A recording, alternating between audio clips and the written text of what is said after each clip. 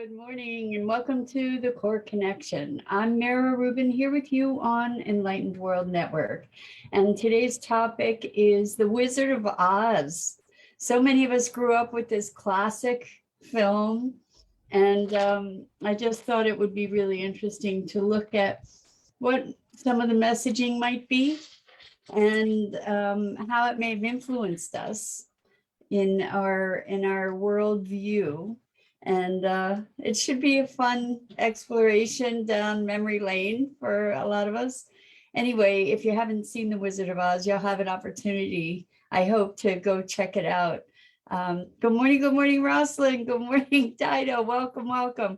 It's great to be here with you guys.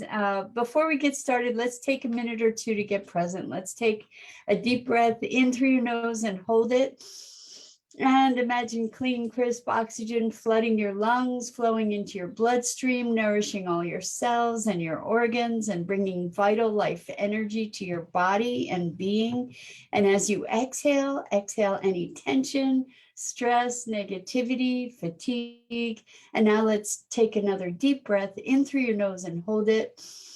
This time, imagine brilliant, bright light lighting you up from the inside out, illuminating, electrifying, and energizing all your cells, all your molecules, all your electrons, and bringing light and energy into all aspects of your being, creating this brilliant beam of light out from your heart into the world. And as you exhale, exhale any remaining tension, stress, negativity, fatigue. And now let's just gently press our palms together and softly, softly rub your fingers against your palms.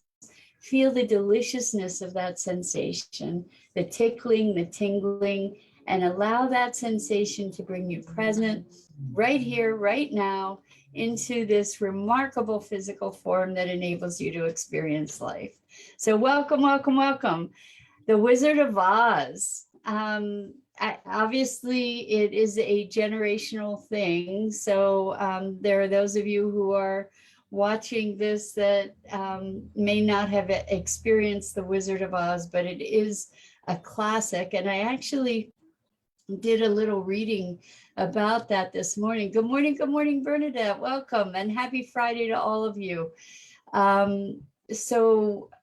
We're talking, I did a little bit of research about The Wizard of Oz this morning, and it was really interesting because I found that there were all kinds of political undertones to a lot of the symbolism, potentially anyway, a lot of the symbolism in the film. And one of the things that I found really interesting is that Baum, who wrote The Wizard of Oz, his mother was a suffragette. And so one of the things about The Wizard of Oz is, you know, you have this really, really strong female role and maybe role model. So the film was called one of the first feminist stories, one of the first feminist films that that we've experienced. You know, if you think about it, all the super strong characters were women, right? There was Dorothy and the witches, and when you look at the Tin Man and the Cowardly Lion and the Straw Man, they were all flawed characters, right? So the Scarecrow, I can't believe I forgot the word scarecrow for a second there. Anyway, they were all they were flawed characters, and I guess all of them were. But anyway, I thought that was really interesting. And then if we look at the spiritual aspects of this, and I hope you guys will chime in, you know, about the parts of The Wizard of Oz that you remember. But we talked about it a little bit yesterday, and it just seemed like it would be a rich topic to sort of mine more deeply. But it starts out with Dorothy being disenchanted with her life, and it was in black and white, right? Sometimes our daily lives just feel bereft of color, right? Not particularly vibrant. And so if we talk about this in the context of a hero's journey, you know, or a heroine's journey in this case, or a shero, then what do we notice?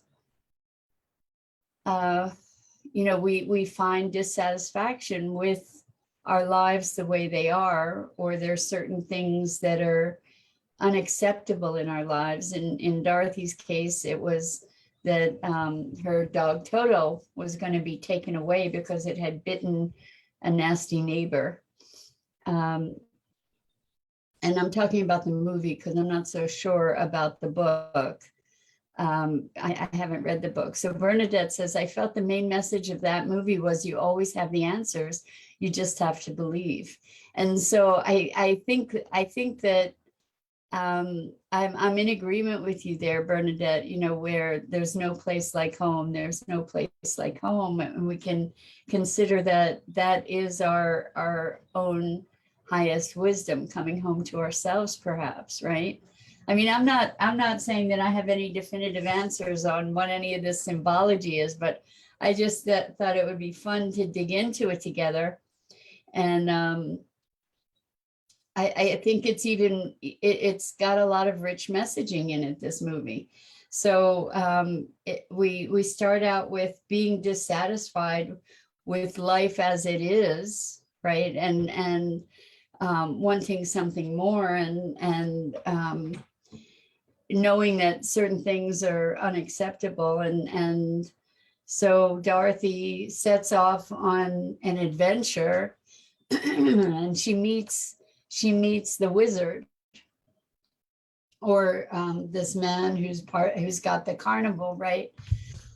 and then the storm comes, and what she experiences is like an introduction to the possibilities of another world, in a way. So Bernadette says everything is in reach if you just look and listen to your gut.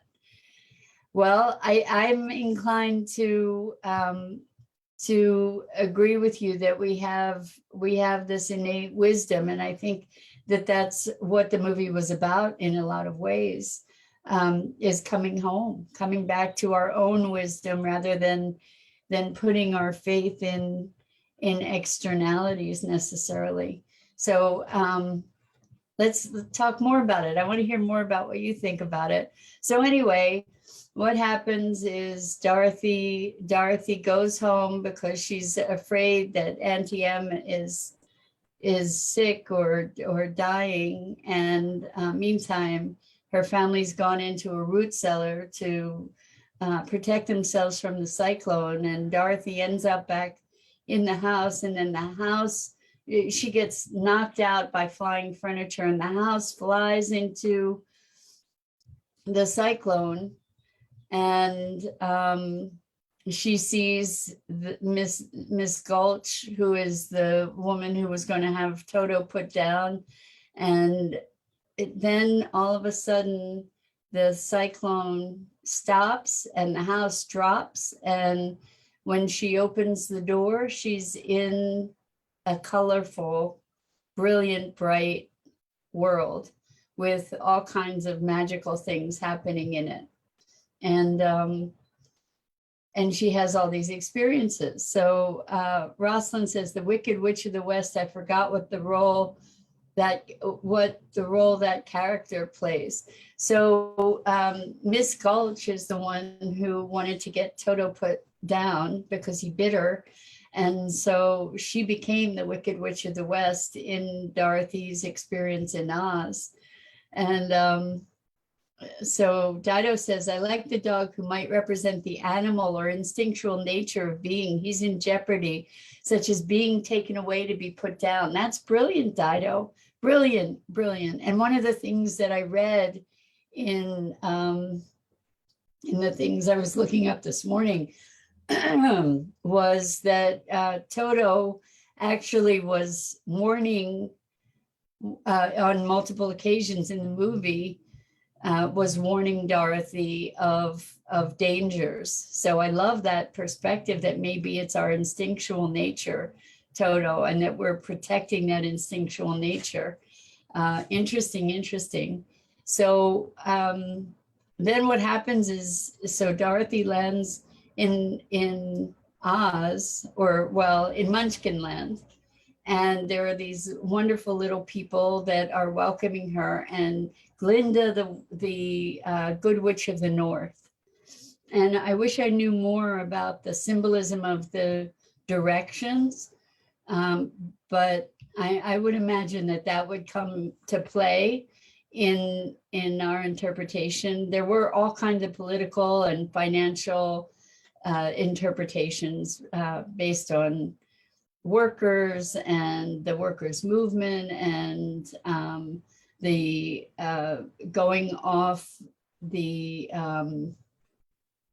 silver-backed dollar and all kinds of other things. But I think it'll be more fun for us to be looking at the potential spiritual type journey questions here, especially because I'm not particularly well schooled in the politics of the era there. So Bernadette says, when we follow our own beliefs does not mean we are free of obstacles, trying times, and figuring out if our choices are worthy to obtain our goals, or if it's a choice based in fear.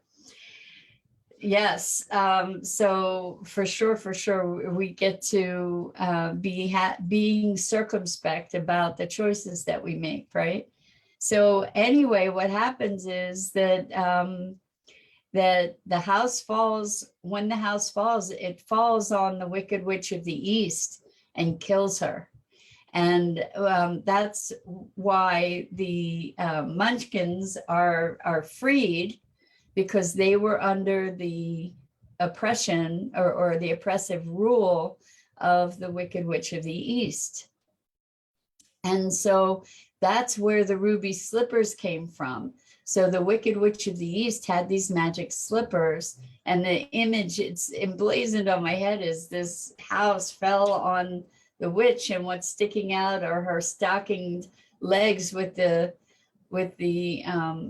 ruby slippers on them. And then all of a sudden, the ruby slippers show up on Dorothy's feet, and she can't even, nobody can take them off of her. So the ruby slippers are now on Dorothy's feet, and the feet of the Wicked Witch of the East just sort of shrivel up under the house and disappear. And so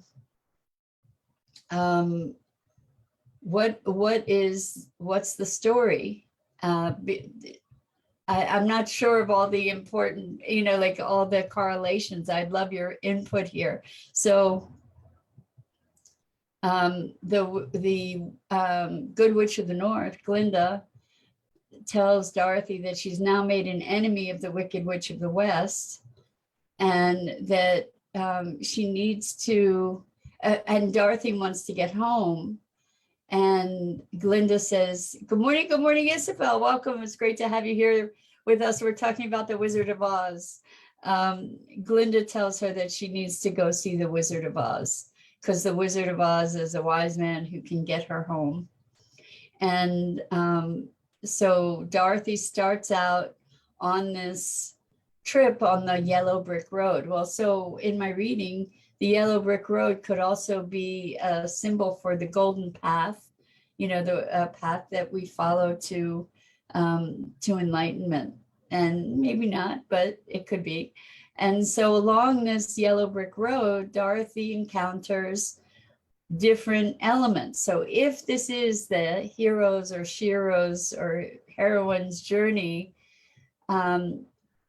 she encounters the scarecrow, And the scarecrow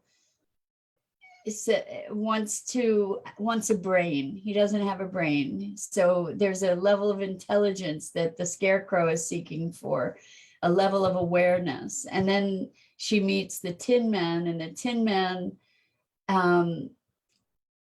has no heart, because he and I didn't realize this actually, but apparently the Wicked Witch of the West, I think, had enchanted his axe so that he ended up losing limbs. They kept getting replaced, and he became this Tin Man, but he had no heart. So he wasn't connected to his heart. And then the Cowardly Lion was a lion who was fierce but had no courage. And so when we think about a hero's journey, what are the elements of that? We're looking to integrate body, mind, and spirit, right? And connect to our own deepest intelligence, and have that connected and be guided by our heart. And certainly taking on the path of the hero's journey, or the path of enlightenment, or awareness, requires lots and lots of courage. So Bernadette says, or the consulate becomes the person who can bring you back, LOL. So that's interesting, where you're talking about, well, she's looking outside herself, right? To go to the Wizard of Oz, to come back home, to find herself. And how many of us have looked to gurus or teachers, and ultimately we come to a realization that it is a matter of bringing ourselves back to our own self, our own highest wisdom, rather than giving our higher authority to another, right? I mean, we can have teachers, but ultimately we need to create this inner integration. So along this trip, there's all kinds of obstacles, one of which is the trees. So I think it was Dorothy who picked an apple, and the trees got really angry and started throwing apples at all of them. And that could be our lack of connection to nature, and maybe nature rebelling.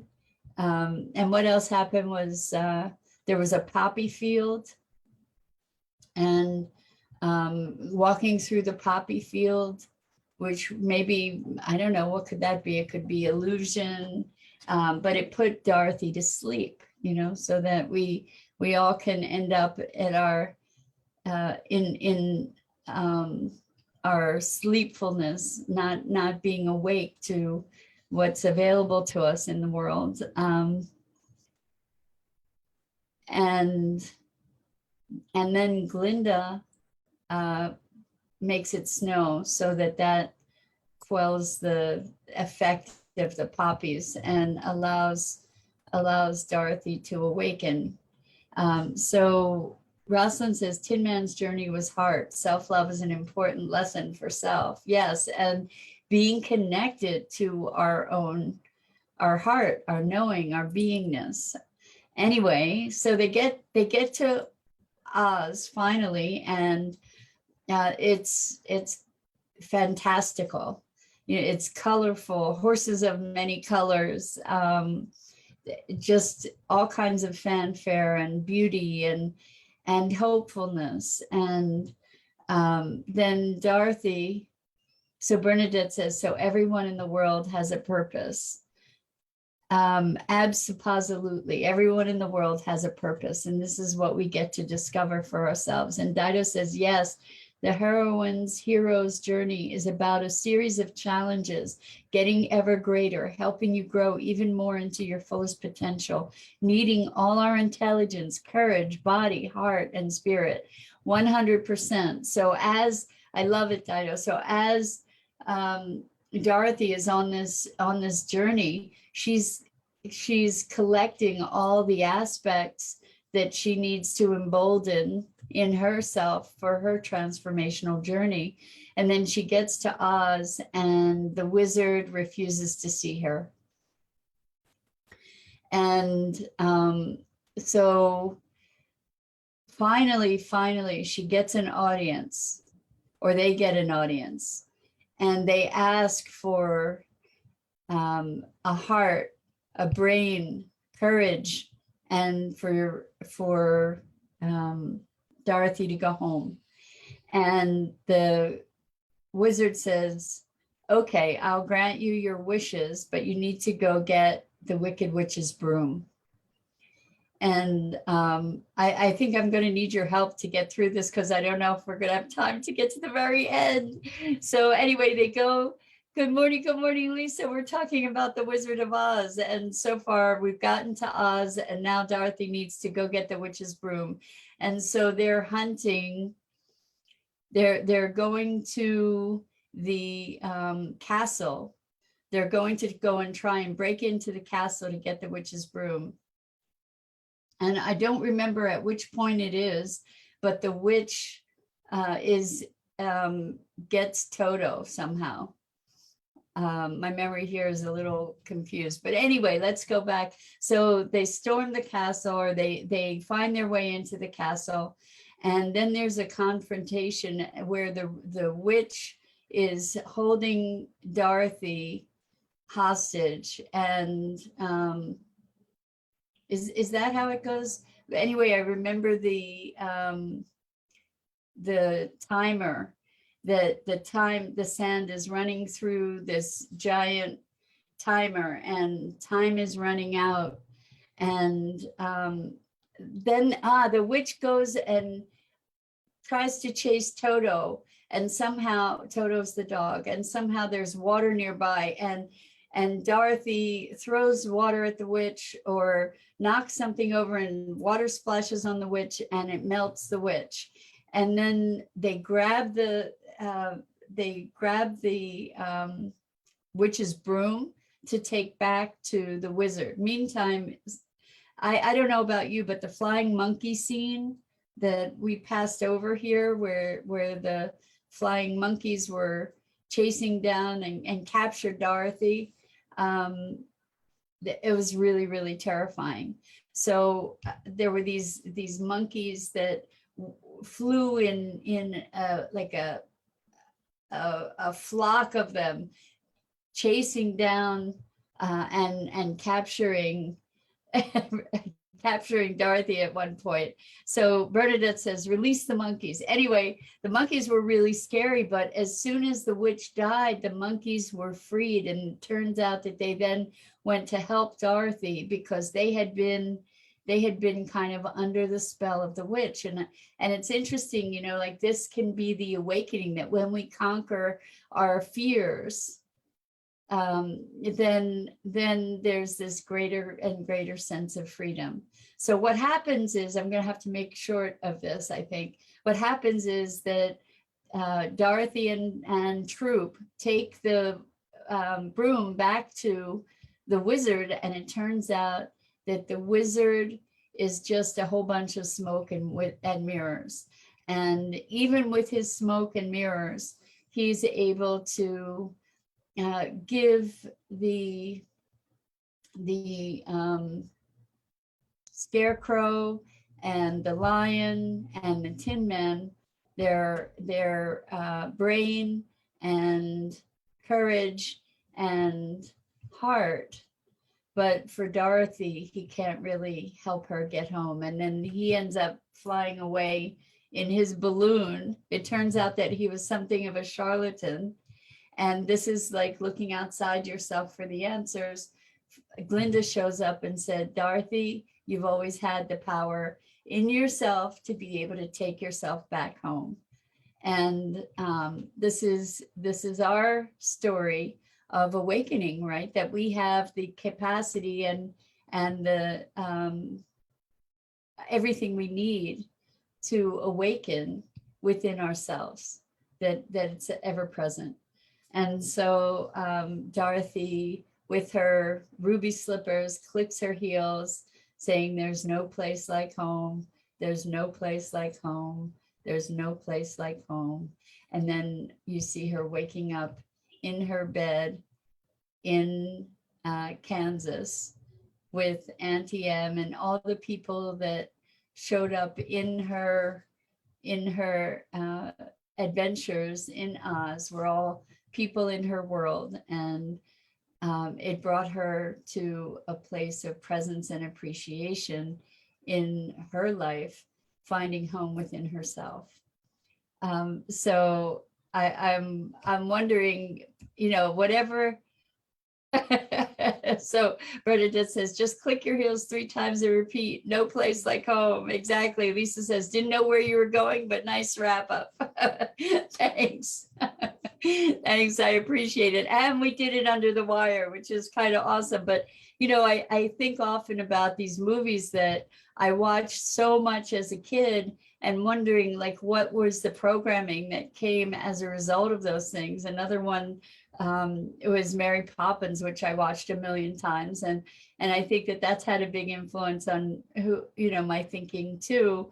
Anyway, I think it's a really interesting thing to be looking at that story in the context of what transformation. And anyway, fun. Great way to start off the weekend. I wish you guys an amazing weekend. And I look forward. Yeah. So Bernadette says subliminal messages. Yes, because we're about to, we receive these messages without necessarily knowing. Lisa says, this Dorothy is about to leave home. I'm having major anxiety. I need courage. Well, it's within you, Lisa. It's within you. You get to know that home is where you are. I think that's really part of the message. Home is within us. Anyway, I just want to say thank you. This was fun today. I really appreciate it. And we wish you courage, Lisa, and joy and comfort in your new home. And I invite everybody else all of you to check out the other awesome programming on Enlightened World Network. I'm Mira Rubin. This is the Core Connection. I go live each weekday morning here on the Enlightened World Network Facebook page. So until we meet again next week, hopefully, please check out the other great stuff on Enlightened World Network, Enlightened World Living, EWN One with the Earth. And Lisa, that's exciting. In just a week, you'll be living there. How amazing. Make it a door to a whole new life with all the goodness that you've dreamt of. So much love to you guys. I wish you a great weekend and hope to see you again here really, really soon.